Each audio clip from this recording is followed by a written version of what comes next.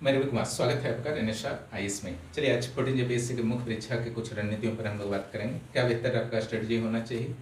बहुत जल्द मैं जेपीएससी पेपर 1 का स्ट्रेटजी भी लाऊंगा प्रारंभिक परीक्षा के लिए। 15 जेपीएससी के फाउंडेशन बैच चुके हैं, यहाँ पर शुरू हो चुके हैं और इस बार पूरी तरीके से कंप्लीट नोट्स को अपडेट किया जा रहा है नए आंकड़ों के अनुसार, यानी कि वो परफेक्ट होगा आपके लिए पूरी तरीके से।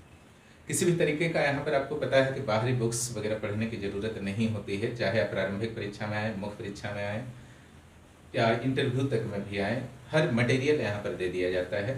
यानी कि प्रारंभिक परीक्षा से लेकर के इंटरव्यू तक रेनेशा आईएएस का पूरा साथ रहता है, निरंतरता के साथ रहता है। आपके सपनों को पूरा करने के लिए आपसे ज़्यादा हम लोग मेहनत करते हैं, इसका लाभ निश्चित रूप से आप उठाइए। 14 जेपीएससी का मेंस जो है निकट भविष्य में संभावित है, जैसा कि आपको पता है, और रिजल्ट अभी तक नहीं आया है, ना रेगुलर का ना बैकलॉग का, लेकिन एग्जाम्स हो चुके हैं।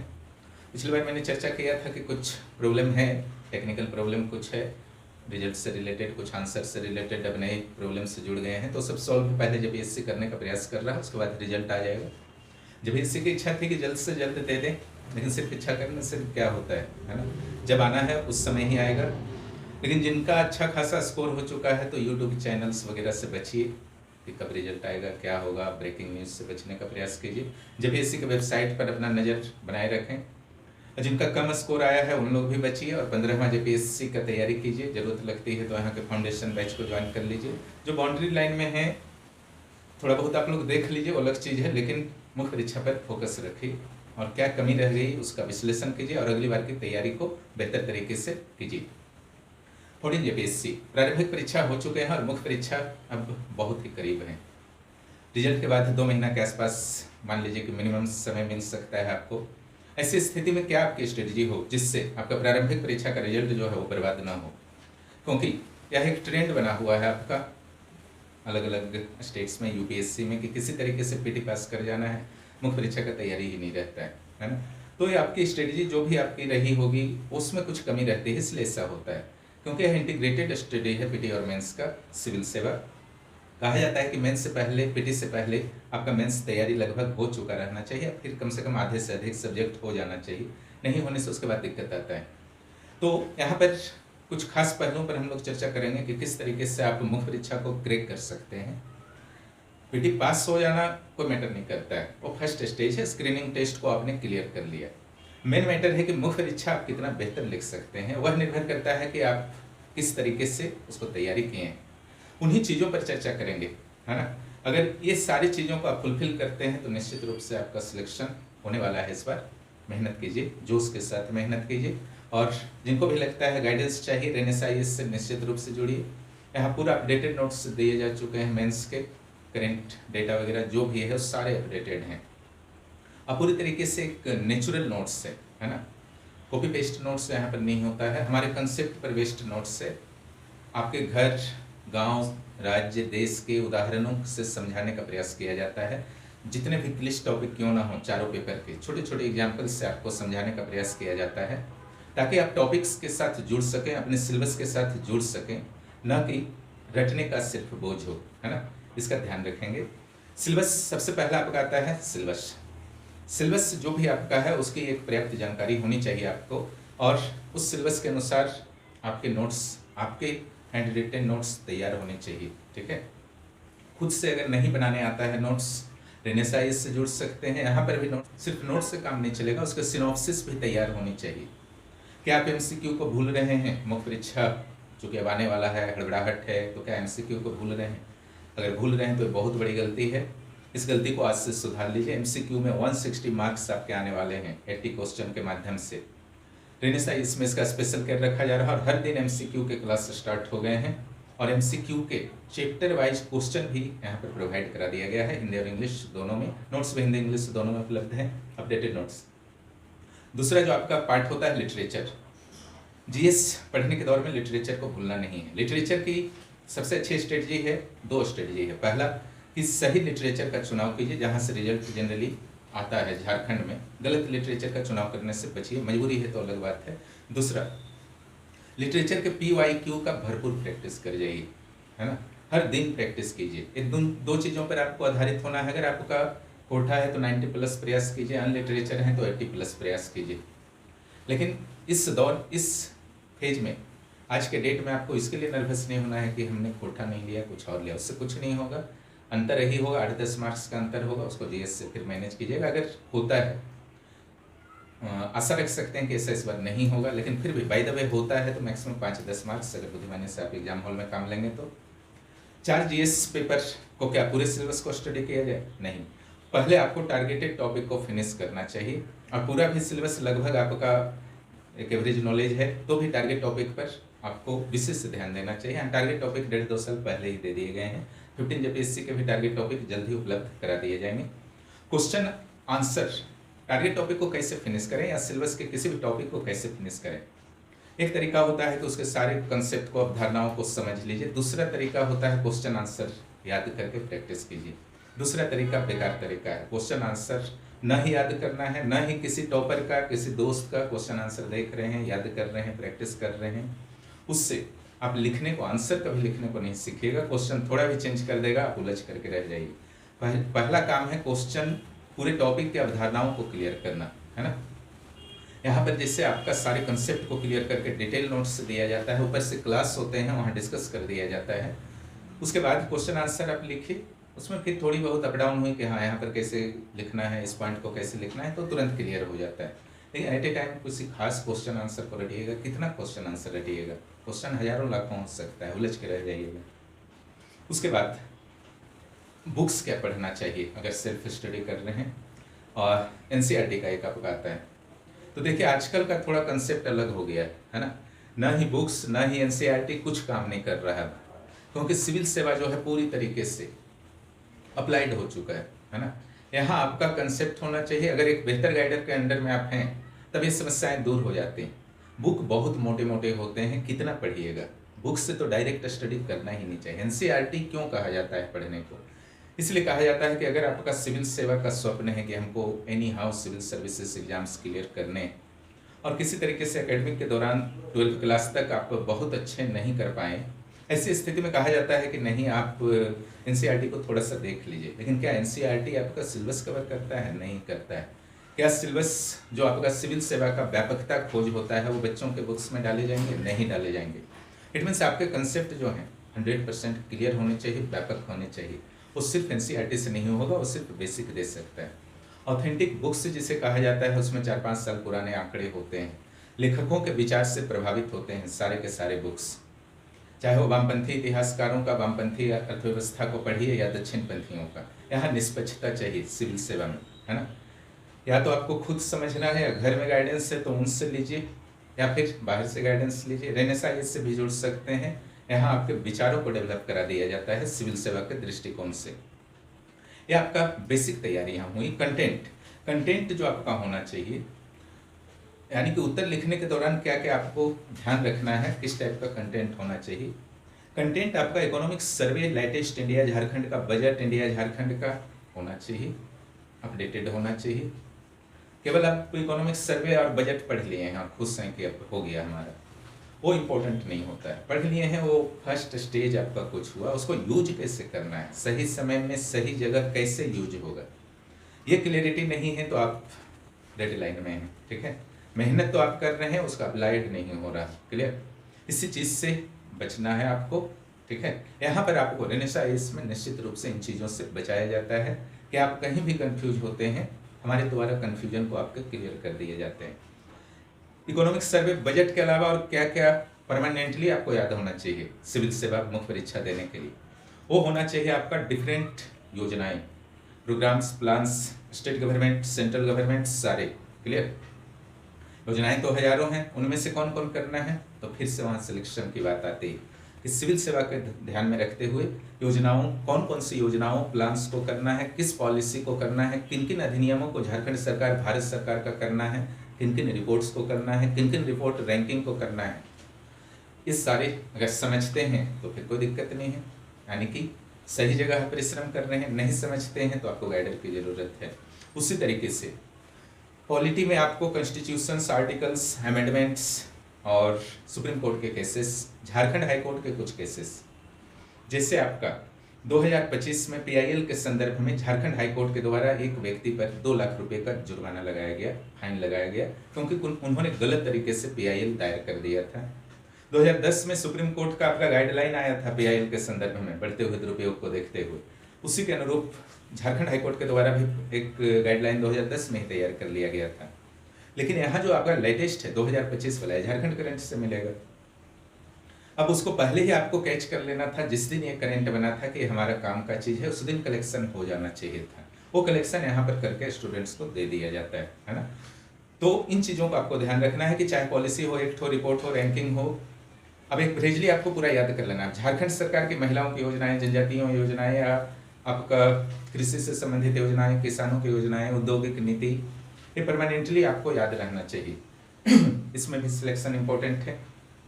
इट मीन्स कौन सा याद करना है, कौन सा छोड़ना है, इतना ही इंपॉर्टेंट नहीं है। योजनाओं के अंदर भी किस लिमिटेशन तक पढ़ना है, किस लिमिटेशन तक नहीं पढ़ना है, क्योंकि एक योजना 1000 वर्ड में भी हो सकता है या 50 वर्ड में भी हो सकता है। तो किस योजना को डिटेल में पढ़ना है, किस योजना को शॉर्ट में पढ़ना है, किन पॉइंट्स पर ध्यान रखना है, अगर इन सारी चीज़ों की भी जानकारी है तो निश्चित रूप से आपके कंटेंट ठीक ठाक हैं या ठीक ठाक बने होंगे। उसी तरीके से नोट्स अपडेटेड होने चाहिए, खास करके आपका इकोनॉमिक्स हुआ, पॉलिटी हुआ, लोक प्रशासन हुआ, कुछ साइंस के पार्ट्स हुए, ज्योग्राफी हुए, यानी कि सारे के सारे। हिस्ट्री में क्या अपडेटेड जरूरत नहीं होता है। बहुत सारे नए नए कंसेप्ट आपका डेवलप होते हैं, खास करके एंशिएंट में बहुत सारे डिस्कवरीज होते हैं नए नए साइट्स की, जिससे सिंधु घाटी सभ्यता हो, वैदिक सभ्यता हो, उनके कंसेप्ट पूरा बदल जाते हैं। उन चीज़ों को अगर नहीं डालिएगा अपने आंसर में तो आपका आंसर तो थोड़ा सा बैकवर्ड में हो जाएगा, पीछे चला जाएगा। ठीक है, तो इन गलतियों से बचने के लिए आपको वहाँ अलर्ट रहना पड़ता है। तो करेंट का महत्व सिर्फ बाकी सब्जेक्ट में नहीं है, इतिहास में भी है ना। इसी तरीके से केस स्टडीज, अपने आंसर में केस स्टडीज डालना है। केस स्टडीज मैंने बहुत सारे नोट्स में जहाँ जहाँ जरूरत पड़ा है नोट्स में मैं डाल ही देता हूँ, है ना। केस स्टडीज, छोटे छोटे केस स्टडीज डालते हैं। भूमिका से पहले आप कोटेशन डालते हैं, आपके उत्तर स्टैंडर्ड हो जाते हैं, है ना। Quotes and statement. इसके अलावा कुछ और पहलू हैं जो आंसर राइटिंग से सीधा आपका कोरिलेट करता है। इसके बाद मैं कुछ क्वेश्चन और उसके आंसर पर भी समय निकाल करके चर्चा करूंगा। आज एक सिंपल स्ट्रेटजी बता रहा हूँ। आंसर राइटिंग, आंसर राइटिंग में आपका सबसे इंपॉर्टेंट जो होता है, पहले जितना चीज़ मैंने बताया वो फुलफिल होना चाहिए, यानी कि कंटेंट आपका ठीक ठाक हो, गाइडेंस ठीक ठाक हो। उसके बाद आंसर राइटिंग का प्रोसेस आता है।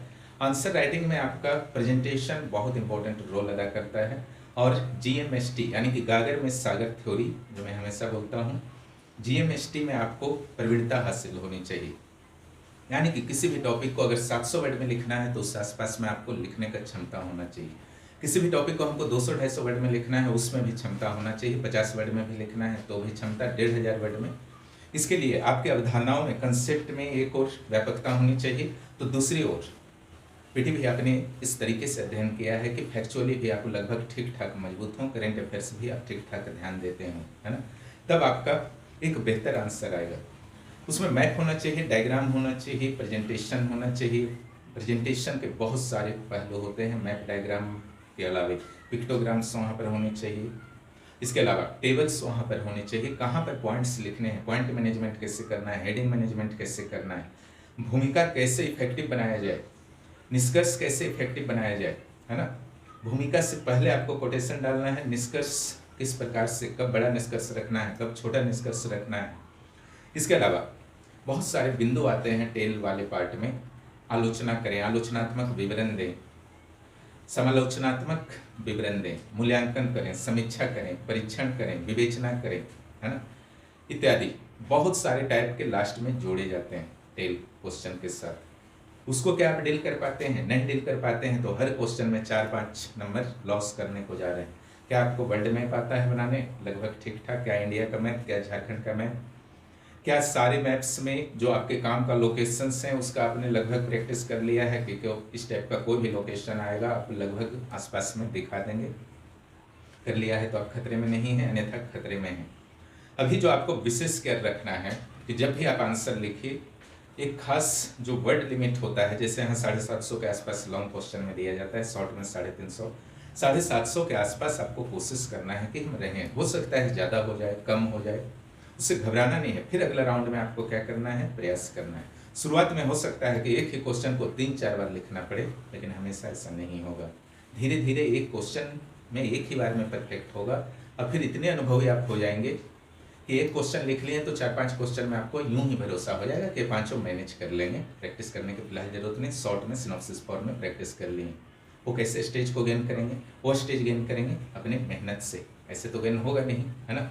शब्द संख्या और समय, एक निश्चित समय को बांध करके लिखना, उससे कभी अप हो जाना। समय लगना चाहिए 35 मिनट, लग रहा है 1 घंटा, उसको 35 मिनट तक लाने में बहुत मेहनत लगता है। किसी का आंसर टॉपर का देख लिए और हो जाएगा, वो सब कुछ नहीं होता है।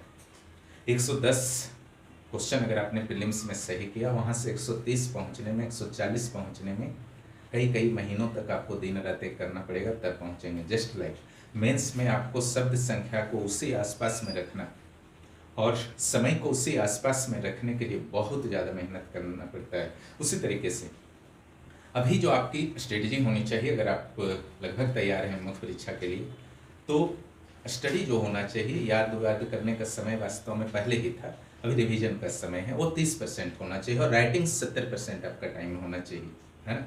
राइटिंग में कुछ लॉन्ग क्वेश्चन लिखना है, कुछ सिनॉप्सिस का प्रैक्टिस करना है, कुछ मैप का प्रैक्टिस करना है, कुछ MCQ प्रैक्टिस करना है जो यहाँ पर दिए जा रहे हैं, कुछ MCQ प्रैक्टिस भी करना है।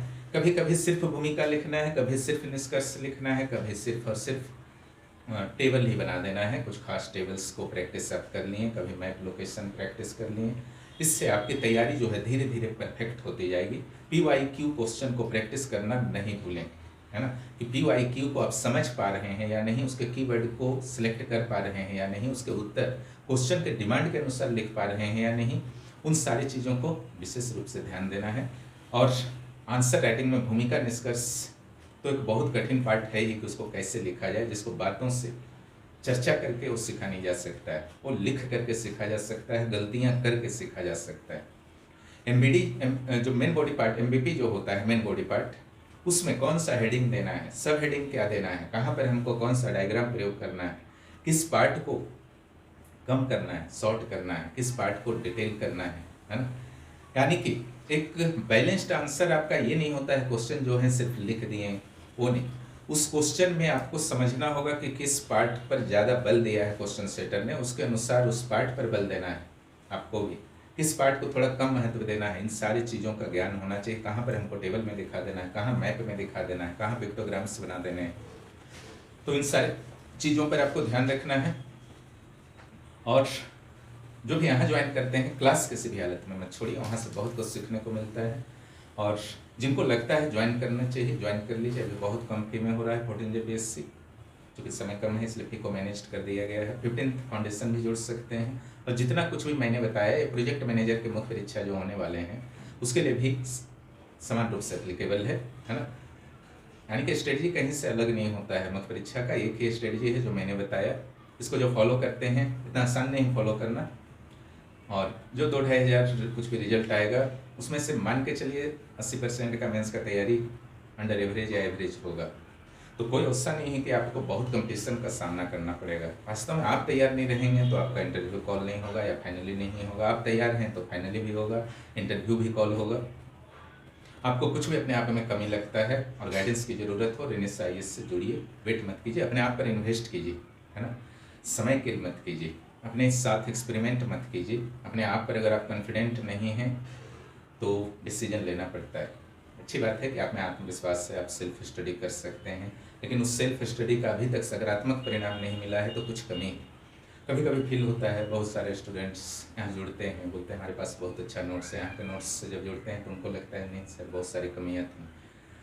तो अपने बनाए हुए दुनिया में नहीं रहना है, उससे निकलने का प्रयास कीजिए और प्रतिस्पर्धा कीजिए, स्वस्थ प्रतिस्पर्धा कीजिए अच्छे अच्छे लोगों से, जिससे उससे जो कॉन्फिडेंस आएगा वास्तविक कॉन्फिडेंस आएगा। क्लियर, और फिर एग्जाम निश्चित रूप से क्लियर होगा। और अंतिम बात हमारा यही है कि प्रीलिम्स के रिजल्ट को बर्बाद नहीं करना है। बहुत मेहनत से आता है प्रारंभिक परीक्षा का रिजल्ट। अगर आप बार बार बर्बाद कर रहे हैं प्रीलिम्स रिजल्ट, प्रीलिम्स क्लियर कर करके तो फ्यूचर में ये अफसोस के सिवा कुछ नहीं रह जाएगा। आज भी समय है और प्रीलिम्स रिजल्ट को फाइनल रिजल्ट में बदलिए, है ना। कोई भी दिक्कत आती है रेनेसा IAS को ज्वाइन कीजिए। वीडियो देखने के लिए बहुत बहुत धन्यवाद। और जो भी इस चैनल पर नए हैं चैनल को सब्सक्राइब करें और दोस्तों को भी इस चैनल के बारे में ज़रूर बताइए। मैं बहुत जल्द ही बहुत सारे क्वेश्चन पर यहाँ पर चर्चा करने वाला हूँ मुख्य परीक्षा के, कि उत्तर आपको कैसे लिखना है, उसका लाभ आप लोगों को होगा, उसका लाभ ज़रूर उठाइए। Thank you.